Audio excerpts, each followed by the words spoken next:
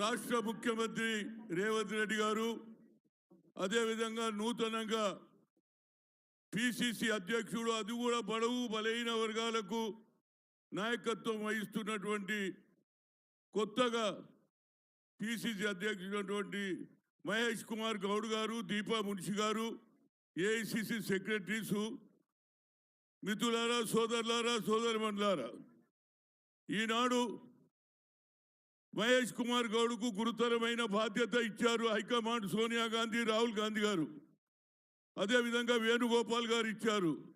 నేను ఆయన ఇవాళ స్పీచ్ నేను చదివిన చాలా బాగున్నది. అందరికీ అవకాశం ఇస్తాం.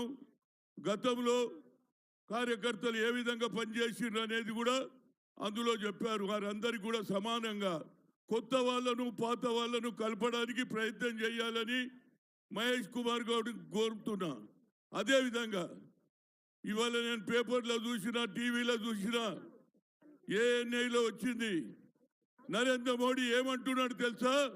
Indira Gandhi, Pandit Jawaharlal Nehru they are against for SC ST OBC అంటున్నాడు. ఎంత అన్యాయం రా బాబు! ఇందిరాగాంధీ భూ సంస్కరణ అమలు చేసింది, దున్నేవాడికే భూమి ఇచ్చింది. అంతేకాదు దేవరాజ్ అర్సు మొదలు పెడితే అదేవిధంగా ఆ రాష్ట్రంలో ఎంతో మందిని ముఖ్యమంత్రి చేశారు. అదేవిధంగా అశోక్ గెలాట్ను చేశారు. అదేవిధంగా ఇక్కడ సిద్ధరామయ్య చేశారు. ఏ విధంగా మాట్లాడతావురా బాబు నువ్వు? రాహుల్ గాంధీ కన్యాకుమారి నుంచి కశ్మీర్కు నడిచిన తర్వాత బడుగు బలహీన వర్గాల గురించి ఆలోచన చేశాడు. రైతుల గురించి, నిరుద్యోగుల గురించి, అట్టడుగున్న ప్రజానికం గురించి మాట్లాడిండు. We come to the power, will conduct caste wise census అని చెప్పడం జరిగింది. అంతటితో కాలేదు, 50% సీలింగ్ కూడా ఎత్తేస్తా అన్నాడు. జితినా ఇచ్చేదారి ఉత్తి భాగీదారి అన్నాడు. కనుక మహేష్ కుమార్ గౌడ్, నీ పైన చాలా బాధ్యత ఉన్నది. తప్పనిసరిగా రేవంత్ రెడ్డికి నీ ఆశీర్వాదం ఉన్నది. అదేవిధంగా సోనియా గాంధీ ఉన్నది. గతంలో ఎంతో మందిని, అశోక్ గెలాట్ను కూడా ముఖ్యమంత్రి చేశారు, సిద్ధరామయ్య చేశారు. మీ హిస్టరీ ఏందో చెప్పురా బాబు. ఇంత అబద్ధం చెప్తాడు. ఈ అబద్ధాలు చెప్పే ప్రధానమంత్రి నేను చూడలే. నేను 3 సార్లు కలిసిన యాజ్ ఓబీసీ ఎంపీస్ కన్వీనర్గా అడిగిన, 84 మంది అడిగినాము. We please conduct caste wise census and you make it a separate ministry according to our population. 54% ఉన్నామన్నా, అది కూడా చేయలే. ఇక ఇప్పుడు కొత్త నాటకం చేస్తుండే. ఎప్పుడైతే రాహుల్ గాంధీ గారు కన్యాకుమారి నుంచి కశ్మీర్ పోయిన తర్వాత బడుగు బలహీన వర్గాలకు న్యాయం చేయాలనే ఆలోచన ఇందిరాగాంధీ కుటుంబంలోనే ఉన్నదిరా బాబు. ఈ లెక్క పండిట్ జవహర్లాల్ కూడా పక్కకు పెట్టేసి ఇవాళ ఏది అమిత్ షా వస్తాడట 17 నాడు. ఏం చెప్తావురా బాబు? ఆనాడు బీజేపీ పుట్టనేలే. అది ఆర్ఎస్ఎస్ ఉన్నదో లేదో నాకు తెలియదు. ఆనాడు కొట్లాడినటువంటి కమ్యూనిస్టులు, ఆ తర్వాత కొట్లాడినటువంటి జమలాపురం కేశవరావు, రామానంద తీర్థ, పివి నరసింహారావు నాగ్పూర్లో క్యాంపు పెట్టాడు. అదేవిధంగా ఇవాళ నేను 17 నాడు పోతున్నా. ముఖ్యమంత్రి కూడా లెటర్ రాసిన, ఉత్తమ్కు చెప్పిన, వెంకటరెడ్డికి చెప్పిన. ఎక్కడైతే మన్నాల గ్రామంలో నల్గొండ జిల్లాలో 1947లో వచ్చింది స్వాతంత్రం, కానీ 1 ఇయర్ దానిక జరగలే. అరాచకం జరిగింది. మన వాళ్ళను కొట్టి పంపించారు, చంపేశారు.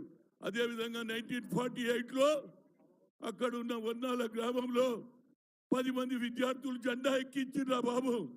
వాళ్ళు ఎక్కించినని పోలీస్ తూటాలకు బలైనరు. 17 నాడు పోయాడా ఫౌండేషన్ వేస్తా, అక్కడ అమరవీరుల స్తూపం కట్టించి మా రేవంత్ రెడ్డి గారితో ఇనాగ్రేషన్ చేపిస్తా. ఇది మా ఆలోచన. మీరు ఎక్కడున్నారా బాబు? కనుక ఇవాళ సమయం ఆసన్నమైంది. అంచెలంచెలుగా వచ్చినాం.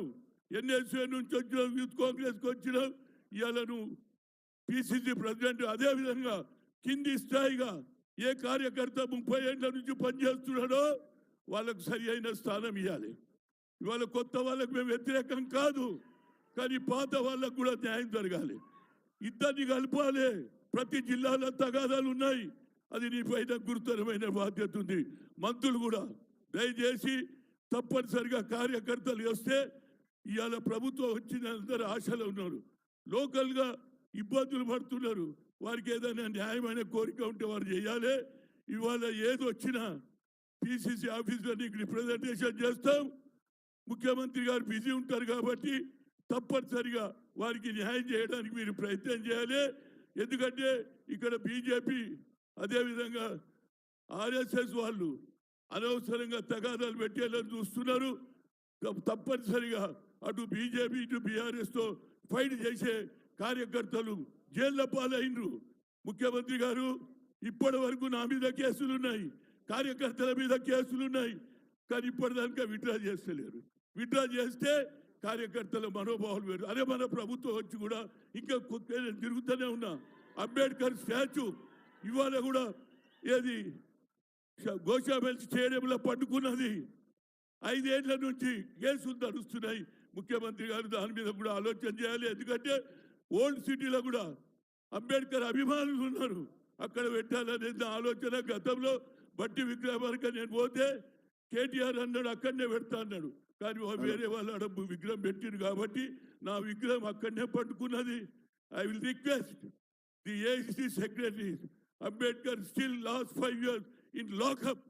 He should come out and put him in the old city statue, and even Asaduddin MIM in parliament he will say that Jai Bhim, Jai Bhim. He given 2 times as a mayor.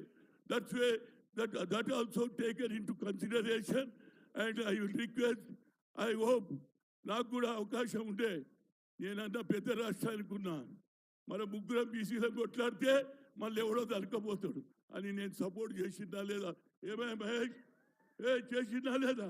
అదేవిధంగా రేవంత్ రెడ్డి ఆశీర్వాదం తీసుకో పూర్తిగా, ఎందుకంటే ఆయన కొన్ని తెలివంగా జరుగుతున్నాయి. మాది కూడా అప్పుడప్పుడు ఇను న్యాయం జరుగుతుంది. నీకు వ్యతిరేకం కాదు. నేను రాజశేఖర్ రెడ్డిని కూడా ఏది పిసిసి ప్రెసిడెంట్ చేసిన, సత్యనారాయణ చేసిన, అదేవిధంగా ఇవాళ నాకు చాలా సంతోషం ఉంది. చాలా దూరం తర్వాత మళ్ళా ఒక బీసీ నాయకత్వం వచ్చింది. రాహుల్ గాంధీ అదే అంటున్నాడు, బీసీలకు సరి అయిన న్యాయం జరగాలి. మా వాళ్ళు మోర్ దాన్ 50% ఉన్నారు. మొన్న ఎన్నికల్లో కూడా మా అందరం వేసినాం ఓట్లు. 6 డిక్లరేషన్ అంబేద్కర్ ఆలోచనలు ప్రతి ఒక్కరు ఓటు వేసిండు కాబట్టి ఇవాళ ఎంపీలు అయినరు, ఎమ్మెల్యే అయినరు, మినిస్టర్లు అవుతున్నారు. రేవంత్ రెడ్డి తప్పనిసరిగా రాహుల్ గాంధీ ఆలోచనను వీరు అసెంబ్లీలో బిల్లు పెట్టారు. బిల్లు పాస్ అయింది, 150 కోట్లు రిలీజ్ అయింది, కానీ ఇంతవరకు పని మొదలు పెట్టలేరు. దయచేసి రేవంత్ రెడ్డి గారు కులగానే మొదలు పెట్టి నీకు దండం పెడతారు. అన్ని పార్టీల అడుగుతున్నారు.